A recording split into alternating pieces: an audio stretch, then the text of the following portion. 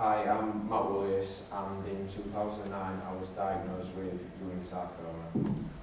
Before I had cancer, I was a student at Hull University studying criminology and looking for a career in the police. I played football for 2 different teams on a Wednesday and a Saturday. I had 2 part-time jobs to fund my drinking through uni.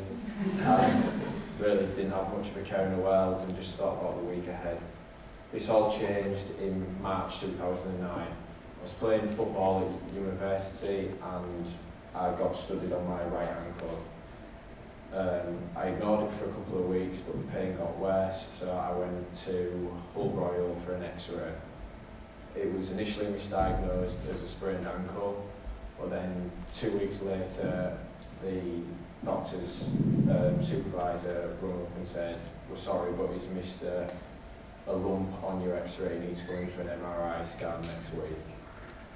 I still didn't think of cancer, I just thought I'd torn a ligament or something, and then had the MRI scan, and the doctor who was doing the MRI scan, his face went white, and he said, "You need to have a full body CT straight away." He still didn't tell me why, he just said it was serious, and then that was clear, but I had to go for a biopsy on the lump on my leg a week later. Still in my head, didn't think you could get cancer in your leg, to be honest. I had the biopsy at Hull Royal, and on May the 6th, I was diagnosed with Ewing sarcoma at Castle Hill and told it affects only 4 in a million people. I didn't cry, I just thought, oh, that's a bit bad, isn't it?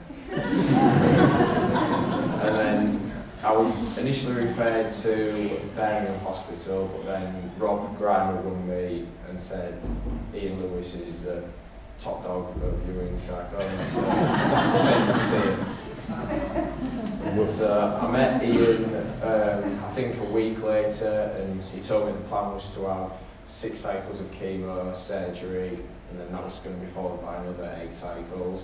But I had to have all the pre-tests done to make sure it hasn't spread, which luckily it hadn't. I then met Rob, who told me this massively complicated procedure to remove my right fibula and put my left fibula there, and well, it was beyond me. So I asked about amputation, and he said I'd have full mobility with that, so I decided I'll go for that then, to see what happens. And then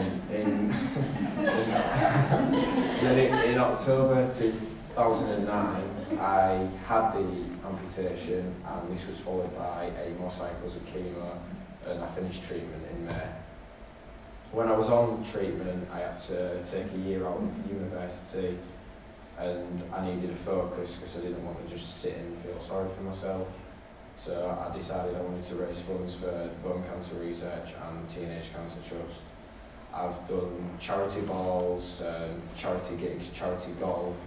I recently did a charity football match where I played against Dean Windass, so that was pretty good. And we've raised £17,000 so far, and I've enjoyed it that much, I wanted to take it up as a career.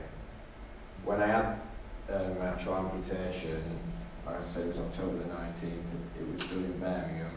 I had to stay for 5 nights, and then I had physiotherapy 2 weeks later. I was fitted with my first false leg 6 weeks after my operation, and by New Year's Day, I was walking without any walking aids, short distances. But what happened then? In October 2009, that's me, just after my operation, learning how to use crutches. And then that's me in May 2010 running for the TCT, and now in 29 minutes it took me to do it 6 weeks after finishing chemotherapy. I then entered remission, I just entered remission in April 2010, and I had, after the intense treatment, I've had regular checkups, and so far I've got the all clear. And I'm now 15 months into remission, and after 5 years I'll be given the all clear, and I also have to have regular checkups on my organs because of the treatment I've had. That's me last May running for bone cancer research, and I actually ran the full race in 69 minutes, and I think we've raised about £1,200 for bone cancer research from that one. I'm now at university, well, just finished university, and last week I found out I've achieved a 2-1 in criminology, but I don't want to follow a career in the police anymore. I want to be a fundraiser, but I'm finding it really hard to actually get a job in charity because of the experience needed. So I'm volunteering at Devouse Hospice in the fundraising office, but if there's anyone here that knows any opportunities, like seriously, that are available, I'll do anything just to get the experience. And I've also recently been talent spotted at Paralympic Potential Day in ice sledge hockey and athletics. I start my training next week, and my plan now is to excel in the sports and start my career in charity. Thank you for listening.